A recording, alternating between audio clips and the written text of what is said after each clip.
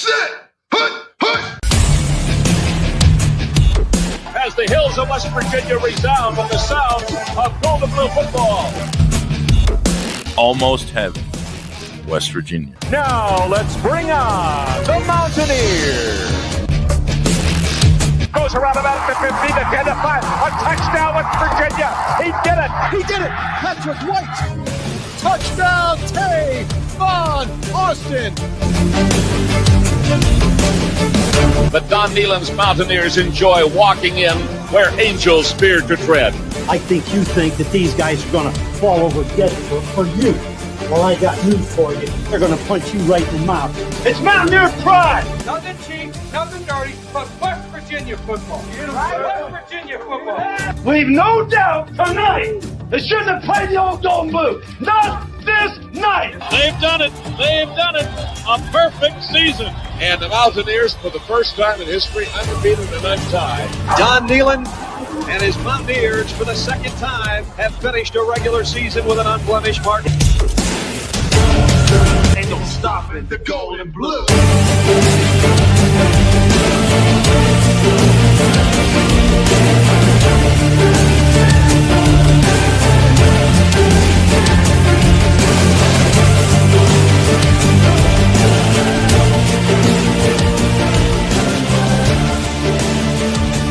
It is a great night to be a Mountaineer wherever you may be.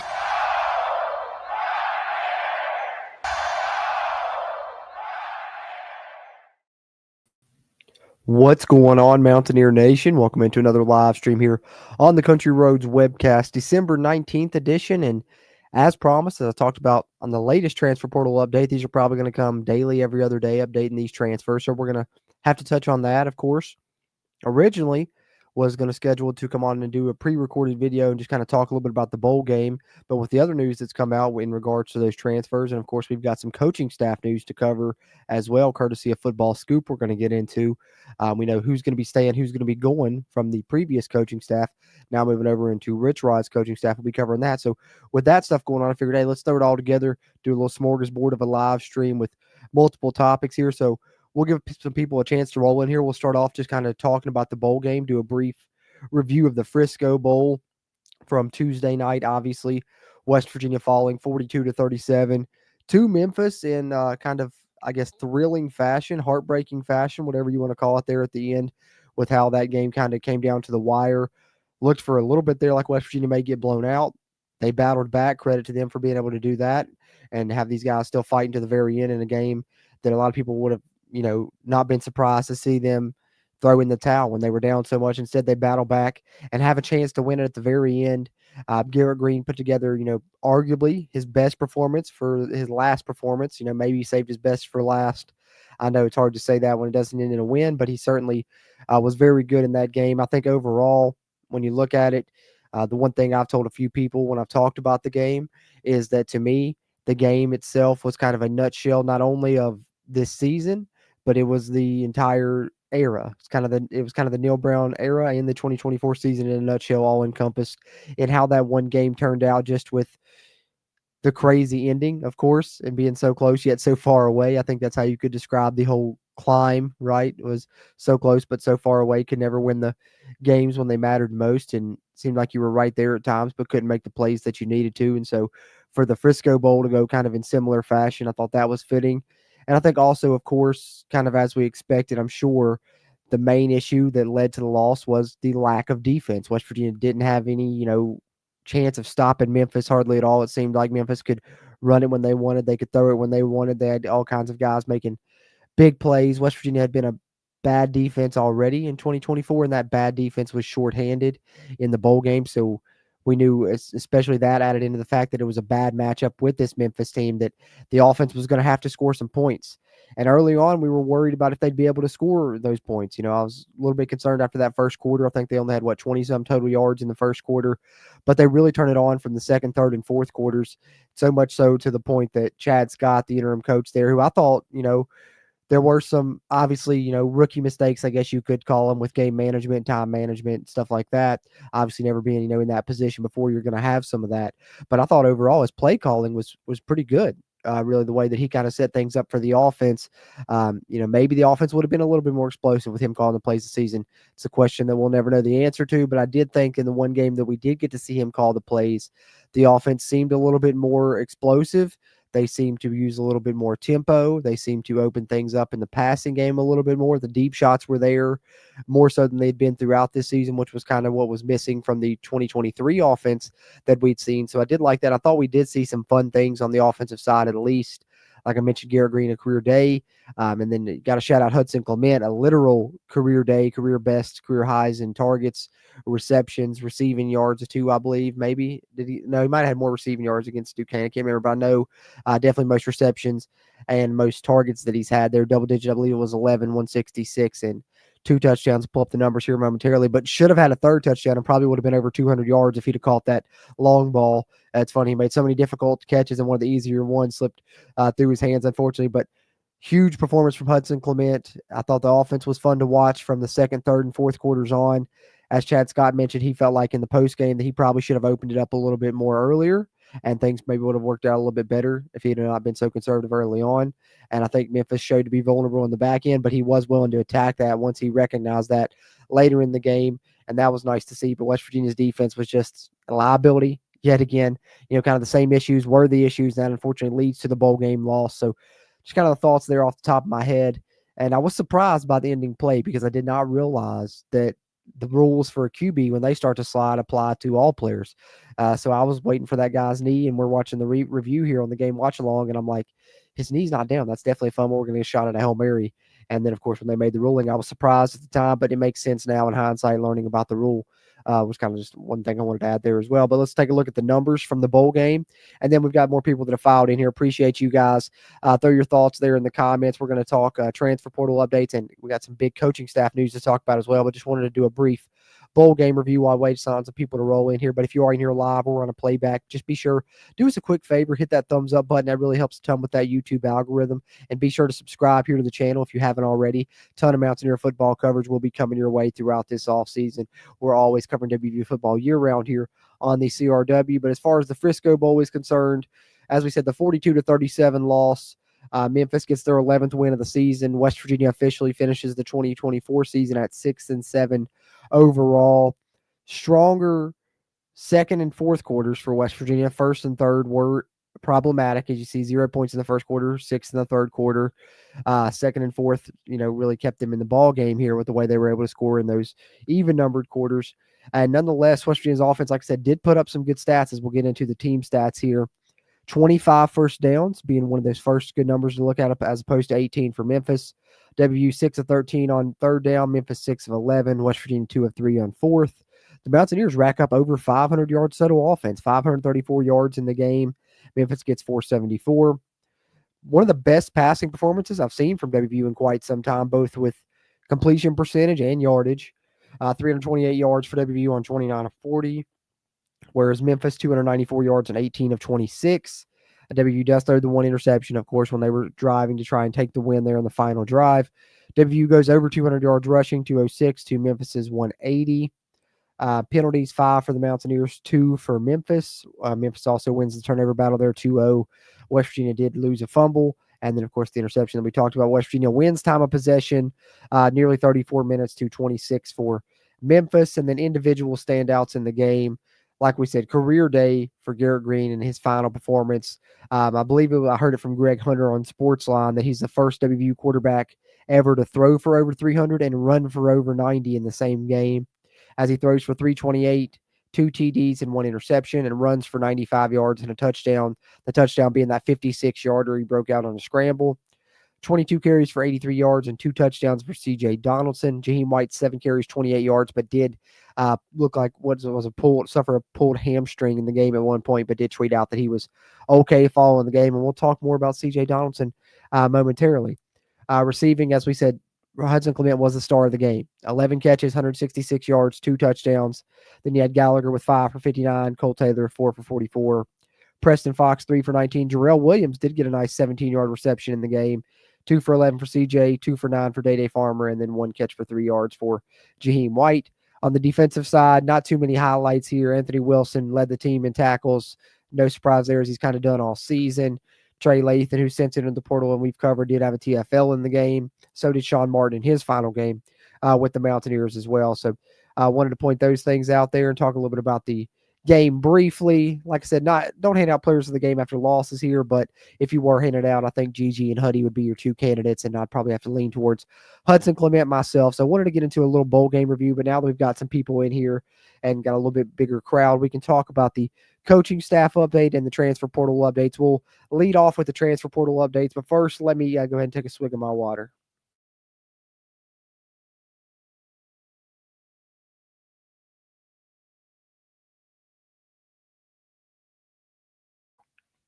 All right, much better, much better. All right, guys. So as we talked about on the December 18th transfer portal update, that I felt like probably most evenings moving forward for the next little bit, or at least every other evening, I'd be coming back with another transfer portal update. So that's what we're here to do. December 19th transfer portal update, because we have a trio of Mountaineers that have also hit the portal now, joining the handful that we did yesterday and covered in that update. We've got to go back to the well and cover some more that have decided to enter today. One of those being offensive lineman Johnny Williams, which I was kind of surprised by this one because he is kind of the heir apparent at left tackle. He had played in some games this season. He just got to play in the entire bowl game, as you know, the coaching staff chose to hold Wyatt Milum out despite Wyatt kind of wanting to play. Johnny Williams gets the start and performs pretty well, actually graded out pretty high on PFF, but unfortunately it seems like that may be an audition for other programs, as he excuse me, guys. Just like I said, still dealing with that cold, and getting to me at times, guys, but bear with me. But he announced on social media here, you can see on his Twitter here, thank you, West Virginia, with his announcement there that he will be entering the transfer portal. So that was one of the trio that we had to enter the portal today, was Johnny Williams. Pardon my sniffling, guys. And then, of course, we also had wide receiver Day Farmer, which if you guys were subliminally reading in between the lines when me and Steven were doing the watch along, we were kind of talking about Day, and we're kind of expecting him to be one that would enter the portal because it doesn't really feel like he was one that necessarily fit into the hard edge culture. But he is a talented player, and I think he will find a home. He's bounced around in the recruiting process. You know, originally I think was at UCF and then at Pitt, and then at UCF before, of course, flipping to West Virginia on signing day. So when you saw him bounce around like that in the recruiting cycle, you probably felt like this may be a possibility, even though he was the, I believe, highest rated commit in West Virginia's class last year. He will be moving on after his freshman season here, as shared by Max Olson of ESPN. The former four-star recruit from Florida caught 6 passes for 54 yards in his true freshman season this year. And then we also had, excuse me, guys, I'm trying to keep it together here. We also had C.J. Donaldson most recently, and I think maybe one that we probably didn't see coming, especially last night. You saw him play, and he was given some really strong effort. I think of that 4th and goal touchdown run where he literally left it all on the field. I mean, he went over the sideline and collapsed to get the Mountaineers within striking distance to have one more chance to win that football game. So I think that you can't definitely say that he wasn't, you know, out there fighting and battling. And when you saw that, you were like, maybe that is a hard edge mentality. Maybe this is a guy that's going to come back. And I do think that, you know, maybe that door would still be open for C.J. Donaldson if he was able to walk through it. That's one thing we always got to mention in these transfer portal updates, is that there's always the possibility just because someone enters the portal doesn't mean they can't return. And a lot of times guys will enter the portal and then come back to their previous stop if they don't like the offers they get or feel more comfortable back at their, you know, previous place that they were at there. But I also have said, and I do still agree with the fact that that's probably less likely in this situation when you're going through a coaching change that players could return. But if there is one that has that potential, I think CJ would be up on that list. I think Rich Rod will probably welcome him back with open arms, but he's also going to be a guy that's probably highly sought after.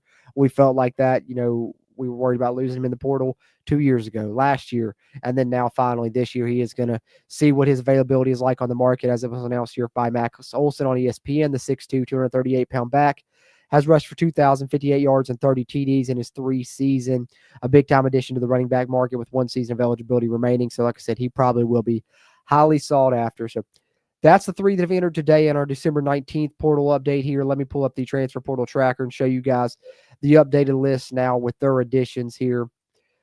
This is the current transfer out list for West Virginia. But like I said, there will be a transfer in list coming soon. I think the staff is going to be established in the near future. talk more about that momentarily. But once that's in place, you'll start seeing some transfers roll in for West Virginia. And I know the one thing I want to keep telling people in these updates is RELAX, right? Just relax. It's going to be all right. We knew this was going to happen with such a paradigm shift, such a culture change for WVU, that there would be a lot of guys moving out. We're going to see some now. I don't think this is the end of it. And I think we'll see probably even more in the spring transfer portal window. But for now, these are the names, the three that we covered here in the December 19th update: Johnny Williams, Day Farmer, CJ Donaldson. The others have been covered in our previous updates. Like I said, we'll have them all dated. This is the December 19th transfer portal update. But that's that. Wanted to discuss that here in this live stream with you guys. But other than that, I'm sure that something that you guys have been waiting on is the coaching staff news, right? Because we do have significant news in regards to the coaching staff. And I think we'll start to have news in the coming days, maybe as early as tomorrow, of staff additions. I think the defensive coordinator will be the first one we hear about. Got something to mention in regards to that as well momentarily. But Football Scoop really came with some good stuff, and I'm going to share you guys their report. But let me catch up with you guys in the chat here really quickly, and then I will get into the coaching staff update.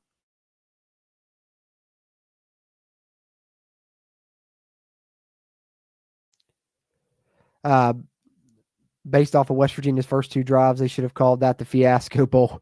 Yes, Shaq, it kind of was like that at times. I think the ending was a bit of a fiasco as well. So I like that, the Fiasco Bowl for sure. Sal says fresh start for Rod means cleaning house had to be done.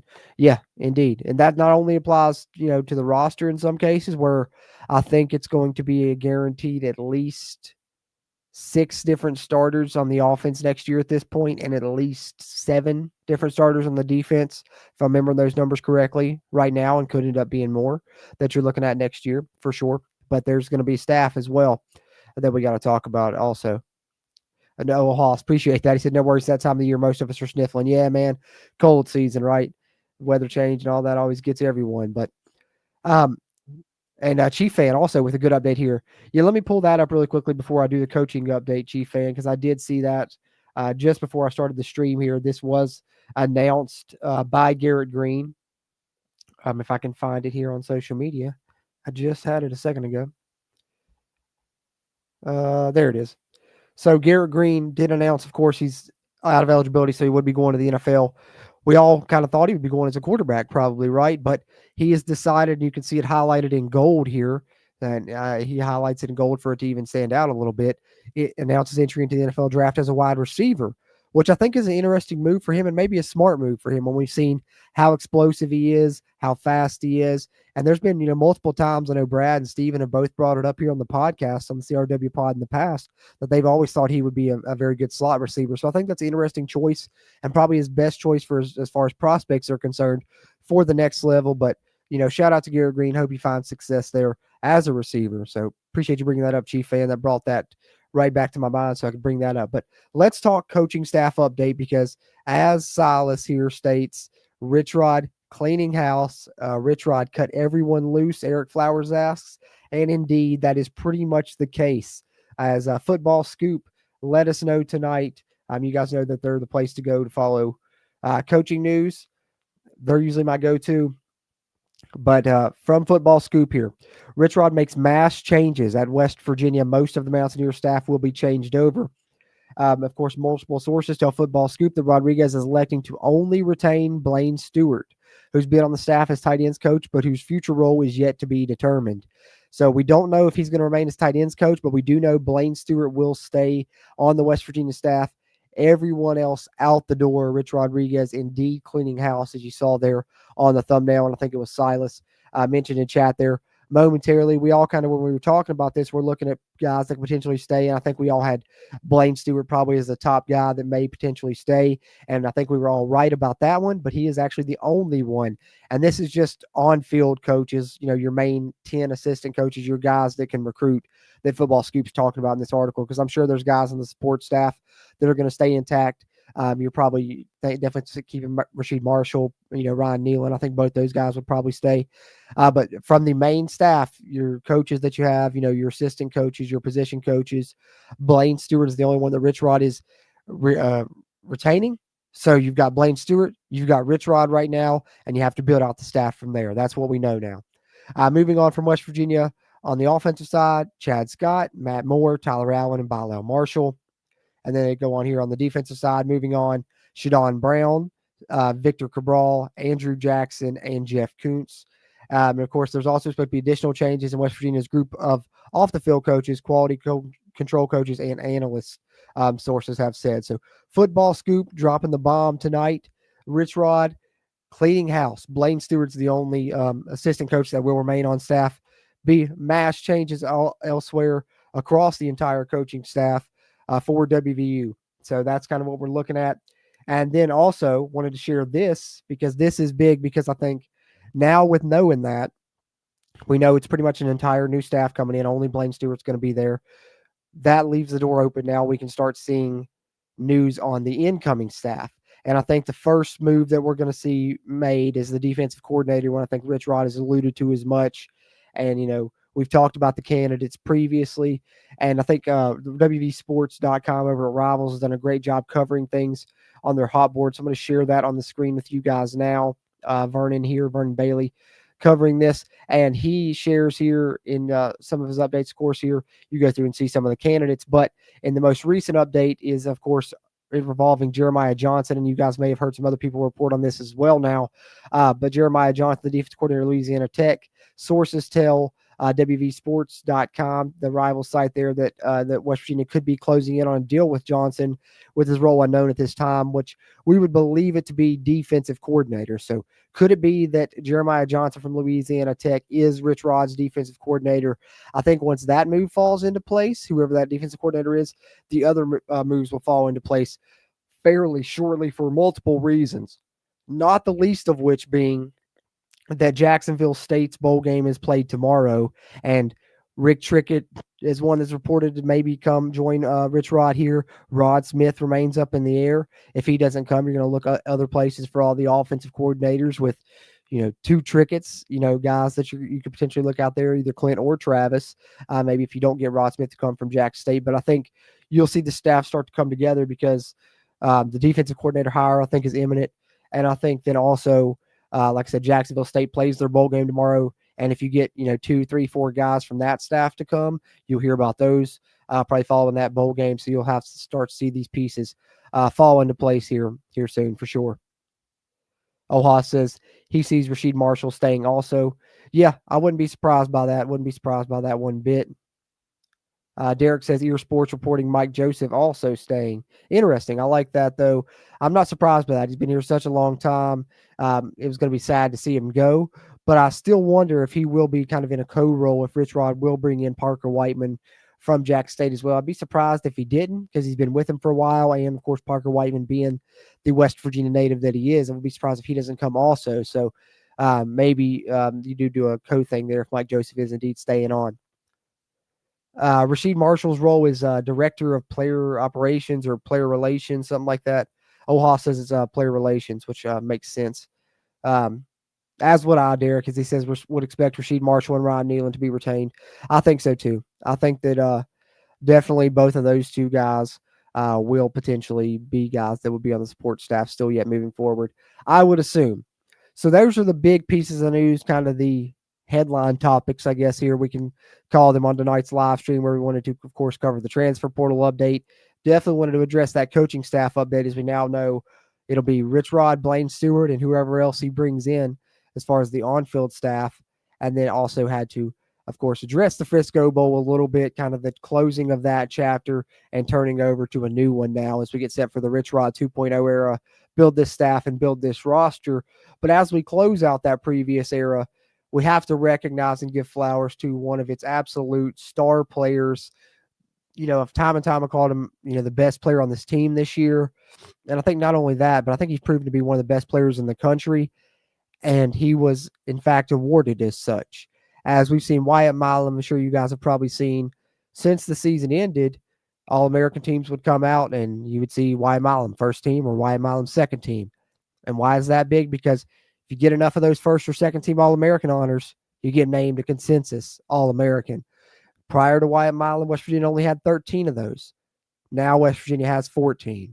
Because Wyatt Milum, it's announced by the university, was named a consensus All-American, one of only 14 in WVU football history. So got to mention this before we close up shop here on this stream. Wyatt Milum, WVU's 14th consensus All-American, one of college football's top honors determined by the NCAA. Of course, to earn consensus All-American distinction, a player must garner a majority of the first-team All-American recognition from the 5 teams recognized, which are the AP, the Football Coach Association, the Walter Camp, the Football Writers Association, and the Sporting News. Players who earn at least 3 first-team All-American honors qualify for consensus status. And so that's what exactly happened for our own Wyatt Milum. Milum, a native of Canova, West Virginia, becomes the 4th WVU offensive lineman to earn consensus All-American honors, the first since Dan Moses in 2006. So you now have Brian Joswiak, friend of the show, who we've had here on the program in the past. You can find our interview with him under the Country Roads Conversations playlist here on the channel. But Brian Joswiak, Mike Compton, Dan Moses, and now Wyatt Milum, the 4 offensive linemen who have ever been consensus All-Americans at WVU. Milum is also the 2nd Mountaineer in consecutive years to earn the distinction, as Beanie Bishop did do it last year, and the 3rd since 2020. You've had Darius Stills, Beanie Bishop, and now Wyatt Milum. Since then, he was also honored as the Big 12 Offensive Lineman of the Year, as we have previously covered here on the program. WVU's 50th All-American selection, and the program now has 113 All-Americans overall. And Wyatt earned first-team honors on 4 of the 5 teams. So went above and beyond what was needed to be a consensus All-American, nearly a true consensus, as he was second team on the one that he wasn't first team. So first team out of 4 of the 5 there. And I think I would be surprised if Wyatt Milum did not end up a first-round draft pick. Milum also did not allow a sack in 34 of his past 36 games in which he played, and did not allow any over the past 2 seasons. Incredible job. Did not allow a quarterback hurry and only 7 pressures. PFF lists Milum as the number 3 offensive tackle in the nation, grading out at over 90, which is so awesome. And such an honor there for Wyatt Milum, so had to share that. The 14th consensus All-American in WVU football history. Shout out to Wyatt Milum, who had the pleasure of meeting prior to the season, actually at the spring game when they allowed the fans to go on field, snapped a picture with him, and kind of bookend it. Right, I meet him at the beginning of the season, end of the season. He's a consensus All-American. So pretty cool story for an in-state native who could have went anywhere in the country, decides to stay home, and it pays off for him with consensus All-American status and potentially, hopefully, a first-round NFL draft pick as well. We'll see what happens. DJ DeCoulo says, bring back Barwis. Hey, that'd be cool. I'd love to see it. But the good thing is Parker Whiteman is definitely a Barwis disciple from that tree and been with Rich for a while. And I would be surprised if he doesn't come over from Jacksonville State. And if Mike Joseph is still saying, as I think someone in the chat said, Ear Sports is reporting, maybe you do a co-thing and you at least have a Barwis disciple to go along with Mike Joseph. But I do love Mike Barwis as well, DJ DeQuolo. That'd be great. But I don't think it's going to happen, but it would be great for sure. And great job, Wyatt Milum, indeed, as old Haas says. So definitely wanted to shout that out here at the end. But that's pretty much all I've got, guys. Won't keep you guys too long. Just wanted to come on, touch on that coaching staff update. Rich Rod cleaning house. Blaine Stewart, the only coach on the staff to be retained. Wanted to recap the Frisco Bowl a little bit. And, of course, had to hit you with the December 19th transfer portal update. But if you're in here live, be sure hit that thumbs up button before you head out. Or if you're watching a playback, you can do that and help us out as well.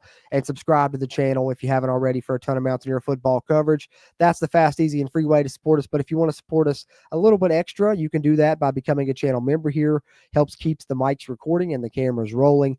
And we also give back to you with WVU football bonus content, including player grades, snap counts, depth chart projections, film reviews, game rewatch commentaries, and all kinds of good stuff for you there. And we really appreciate that if you're able to do it. But if not, like I said, the fast, easy, and free way, just hit the thumbs up button and subscribe to the channel. If you didn't get a chance to come in here live and chat, throw your thoughts in the comments, whether it be on the coaching staff, the transfer portal, or the Frisco Bowl. We'll try and respond there in text form. But I appreciate you tuning into this, whether it's live or in a playback. Either way, it means a lot to us here at the Country Roads webcast. Sure, we'll be back to chat with you guys here again in the near future. As always, I'm Jordan Cruz. And until next time, let's go Mountaineers.